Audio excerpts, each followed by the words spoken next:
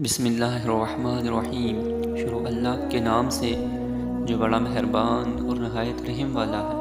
السلام علیکم پیارے دوستو، آج میں آپ کو ایک مسئلہ کی تحقیق کا واقعہ سناتا ہوں۔ حکیم الامت حضرت تھانوی رحمۃ اللہ علیہ نے فرمایا کہ مولانا شاہ عبد القادر صاحب رحمۃ اللہ علیہ کی حکایت یاد آتی ہے۔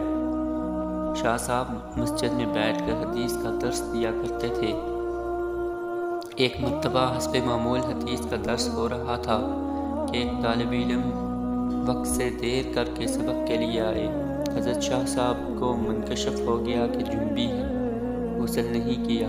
وہ طالب علم معقولی تھے، معقولی ایسے ہی لاپرواہ ہوا کرتے تھے۔